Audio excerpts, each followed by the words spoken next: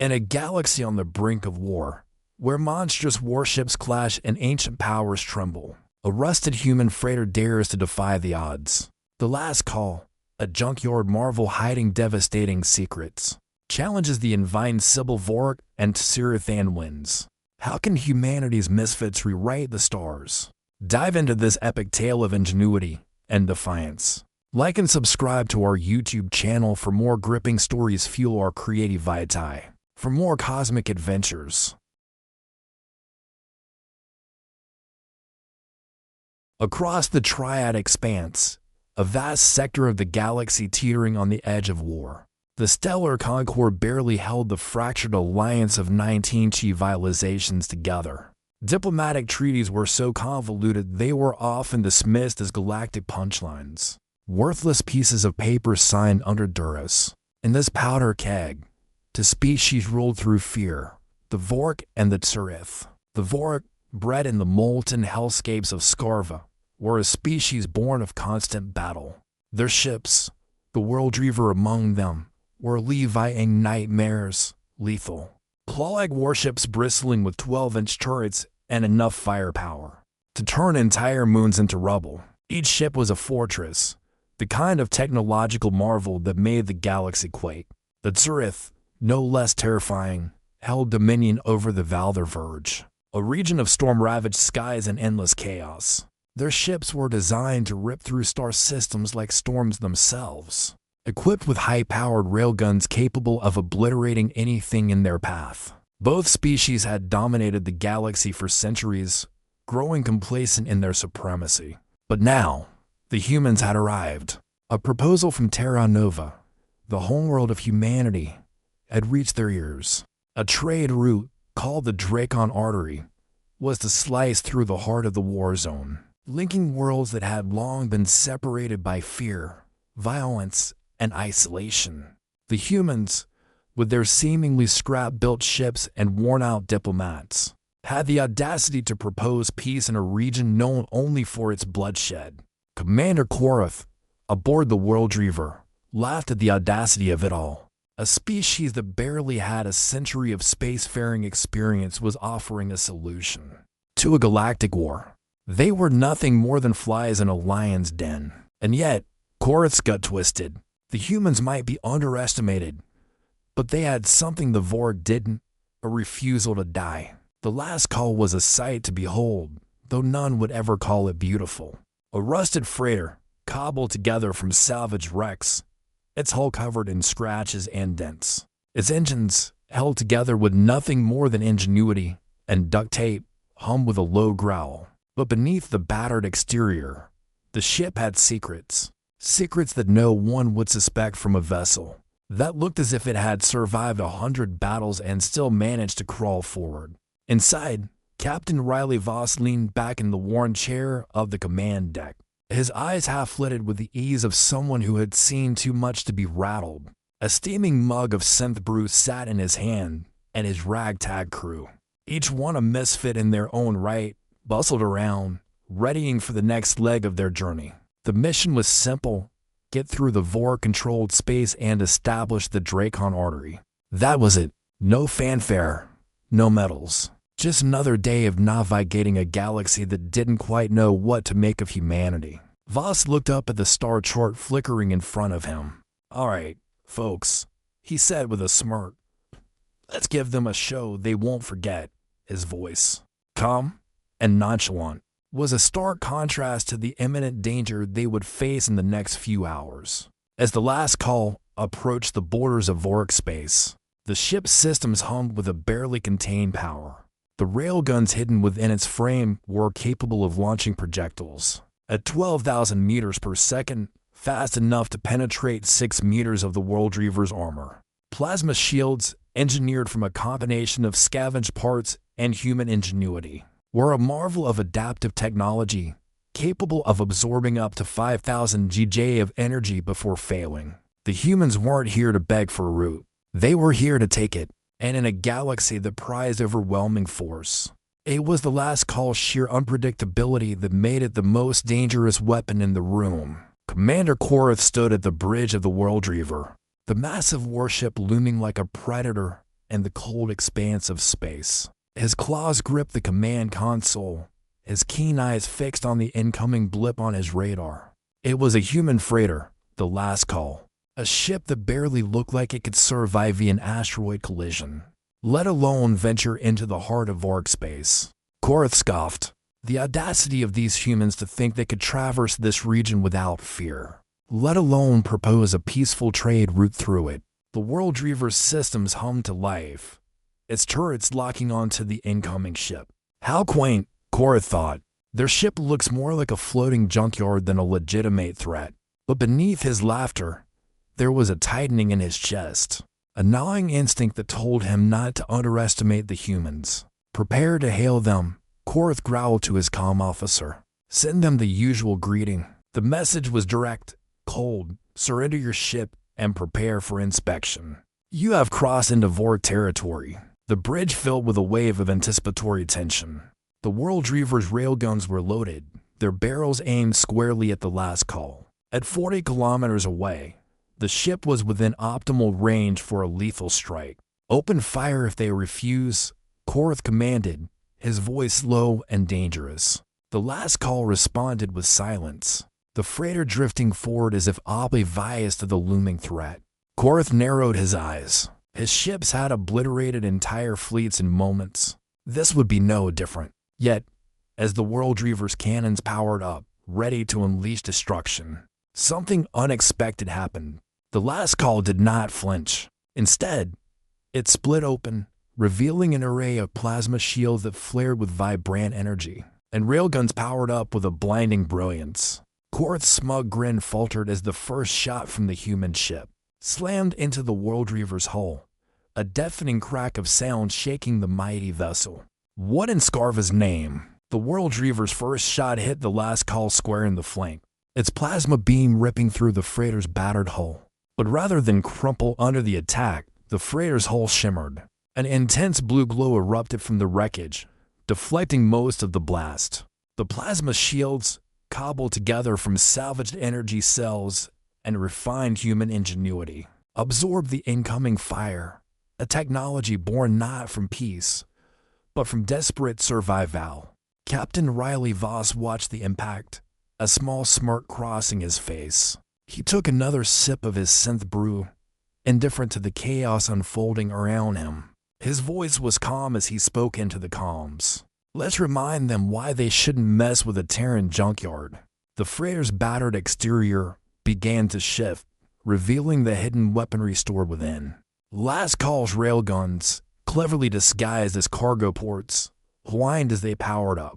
These weren't the standard weapons of a typical freighter. No, these were high-velocity railguns capable of firing 12,000 rounds per minute, each round speeding toward the World Reaver at a blistering 15,000 meters per second. The kinetic energy was enough to punch through 6 meters of the World Reaver's thick, reinforced armor. Voss didn't wait. He activated the targeting system, and within seconds, the last call's railguns roared to life. Magnetic fields crackled, sending projectiles screaming out of their barrels with a shrill whistle. The first round hit the World Reaver's port side, embedding deep within the armor plating. Sparks and fire erupted from the impact zone.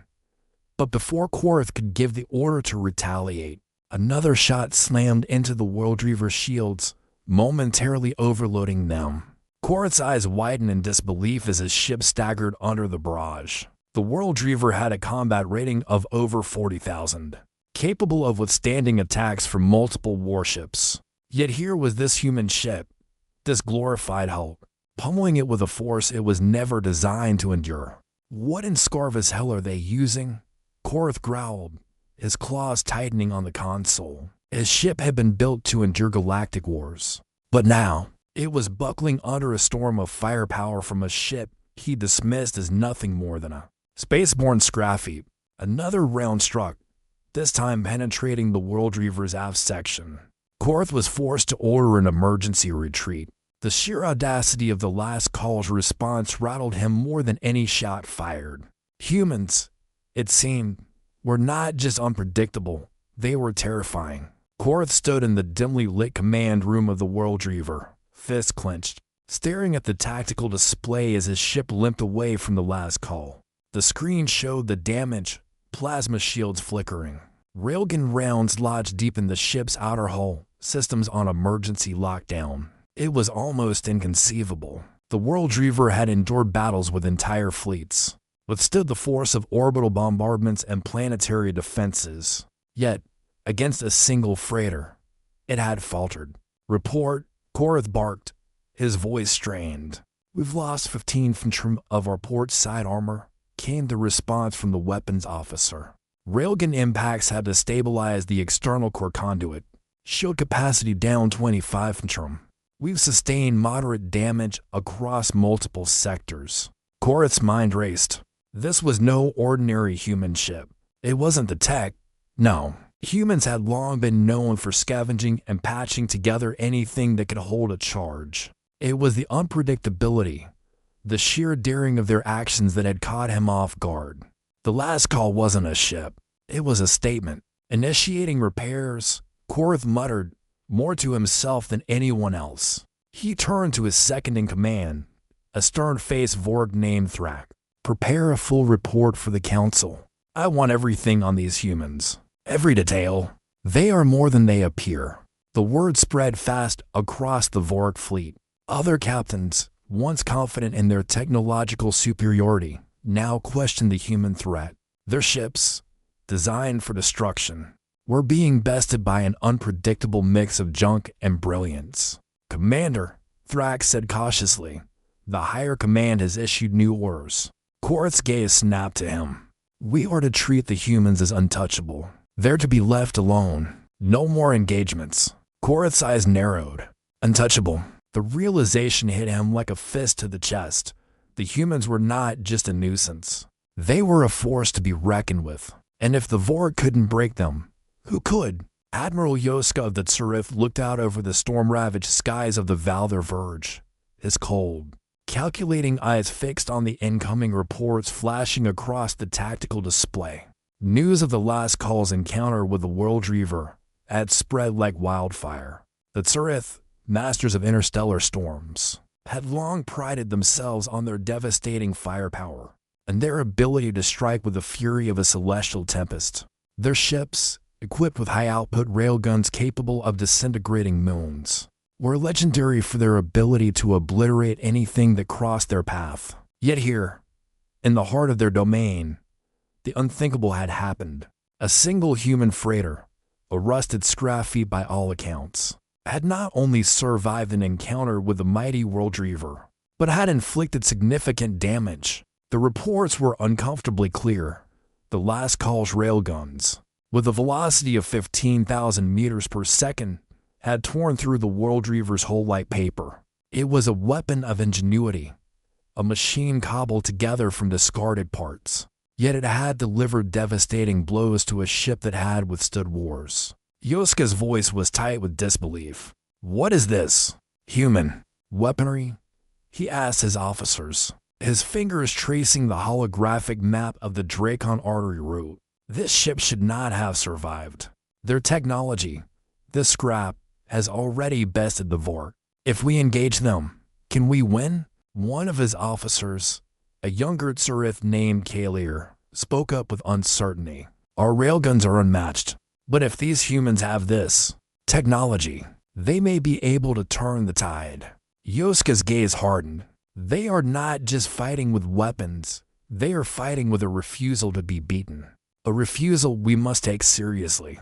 The Tzyrith were now caught in a dilemma. The humans, it seemed, were not simply another species to conquer. They were the wild card, unpredictable, dangerous, and very much alive in the game. The last call drifted through space, its battered hull a beacon of chaos, yet a symbol of triumph. Captain Riley Voss leaned back in his command chair, watching the stars pass by like a silent parade of distant promises. His crew was an eclectic mix of misfits, each one a survivor, but none more so than Voss himself. The Drakon Artery was theirs now, a trade route through one of the most dangerous sectors in the galaxy, and the humans had claimed it with a style only they could muster. "Good work, people," Voss said, his tone casual as ever. His eyes scanned the tactical readouts on the holo panel before him. Despite the last call being a mismatched assembly of scavenged tech, its systems were operating like a finely tuned orchestra. The railguns were ready again, powered up to fire at 12,000 rounds per minute, each projectile capable of reaching speeds over 15,000 meters per second. The plasma shields hummed with a barely contained energy, each of them designed to absorb up to 5,000 GJ of incoming fire before triggering a system shutdown. But the real weapon lay in the human mindset, ingenuity, relentless optimism, and the drive to win by any means necessary. Behind Voss, his communications officer, Jayla, reported in, "Captain, the Vorrak and Tzyrith have both sent messages. They're requesting, no, demanding, a meeting. Seems they've come to terms with the new route." Voss chuckled softly. "Told you they'd come around." His fingers hovered over the controls, pulling up the messages. The Vorrak were willing to negotiate, their once haughty stance replaced with cautious respect. The Tzyrith, too, were backing off, though their message was laced with thinly veiled threats. But Voss wasn't concerned. The last call wasn't just a ship, it was a message. "Set up the meeting," Voss ordered. "Let's see what they have to offer." The humans had no interest in playing by the galactic rules. They didn't care for treaties or the outdated military strategies of the Vorrak and Tzyrith. Humans weren't bound by tradition. Their power wasn't just in their technology, it was in their refusal to lose. And now, with the Drakon Artery firmly under human control, the galaxy would have to reckon with the fact that humanity had just become the most unpredictable force in the cosmos. Voss grinned, tapping the comms button. "Time to show these big shots how we do business." The Drakon Artery, a once volatile trade route, now under human control, was becoming the galaxy's most coveted pathway. Captain Voss sat in the heart of the last call, his eyes narrowing as he reviewed the latest reports. His crew had secured the route after outsmarting and overpowering the Vorrak and Tzyrith. But the victory was only the beginning. The true challenge lay in keeping control of the artery and making it clear to the rest of the galaxy that humans weren't just participants in the game. They were rewriting the rules. "We've got incoming," Jayla reported, her voice steady but laced with an undercurrent of tension.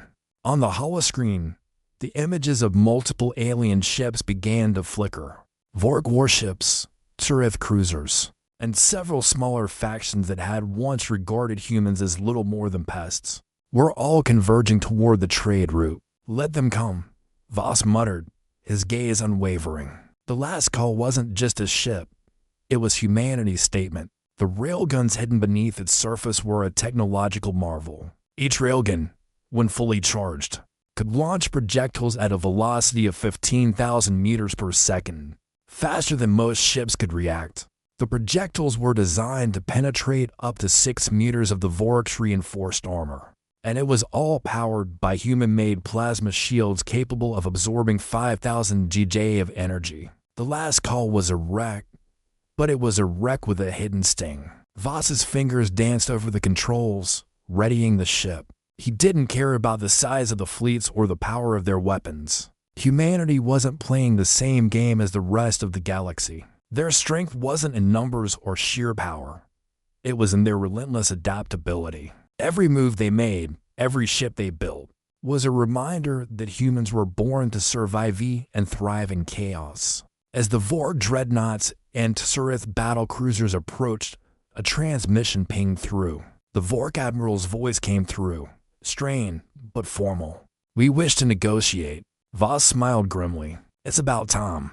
The balance of power had shifted. The Vorrak and Tzyrith were no longer the unstoppable forces they once were. They had to respect the humans now. They had to negotiate on human terms. And that, in itself, was a victory. The message from Admiral Korth had been clear. We wish to negotiate. It was a strange, almost laughable shift for a species that had once valued humanity as nothing more than a footnote in galactic history. But now, as Voss stood at the command console of the last call, watching the Vorrak and Tzyrith fleets gather in space like caged predators, it was evident that the balance of power had tipped. thanks to humanity's uncanny ability to turn the tide in their favor. Setting course for the meeting coordinates, Jailer reported, her voice steady as she manipulated the controls. The last call drifted forward with calculated ease, its battered exterior a stark contrast to the looming warships that flanked it. The World Reaver and the Tzyrith flagships were far more imposing in size and firepower. But the last call wasn't about size. It was about flexibility, ingenuity, and a refusal to back down. "We've got railguns ready, Captain," the weapons officer, Lonnie, said from her station. The ship's weaponry, though it had been cobbled together from scavenged parts, had proven more than capable of matching the firepower of even the most intimidating fleets. Each railgun fired at a rate of 12,000 rounds per minute, each shot capable of reaching speeds over 15,000 meters per second, fast enough to breach 6 meters of the toughest armor. The last call wasn't a ship, it was a weapon, a reminder that human resourcefulness could rival the might of entire empires. Voss didn't flinch as the massive ships came into view, their hulls glinting in the distant starlight. He was a man who had seen the impossible before, and now, humanity's impossible victory was etched into the fabric of the galaxy. "Let's see if they can handle a real negotiation," Voss muttered, his fingers hovering over the comms. The mighty had been humbled. Now, it was humanity's turn to dictate the terms. The last call had become something of a symbol. Where it had once been dismissed as a mere scrap heap, it was now revered as a testament to human resilience. The Vorrak and Tzyrith may have still been reeling from their first encounter with the ship, but they were beginning to accept the inevitable. Humanity was no longer a side player in the galaxy. They were a force to be reckoned with. Captain Riley Voss surveyed the latest transmission from the Vorrak and Tzyrith. Both factions, once so assured of their dominance, were now scrambling for terms, each vying for a piece of the Drakon Artery. The very route they'd once deemed beneath them was now the most critical trade path in the galaxy, and it was in human hands. Voss leaned back in his chair, tapping his fingers on the worn console. The last call's railguns, capable of launching rounds at 15,000 meters per second, were ready to fire at a moment's notice, a constant reminder of the destructive power humanity had brought with them. The plasma shields, designed to absorb 5,000 GJ of energy, were tested and proven, and the humans had turned their limited resources into a weaponized marvel. "Set course for the negotiation site," Voss ordered, his voice calm and measured. He had learned that in space, power wasn't always about the size of your fleet or the weight of your weapons. It was about control, unpredictability, and the ability to outsmart your opponent when they least expected it. The last call was no longer just a ship. It was a declaration of human might. As the ship moved toward the Galactic Council's designated meeting point, Voss's thoughts drifted back to Terra Nova. The misfits, the underdogs, they were now the architects of the galaxy's future. The legacy of humanity had begun.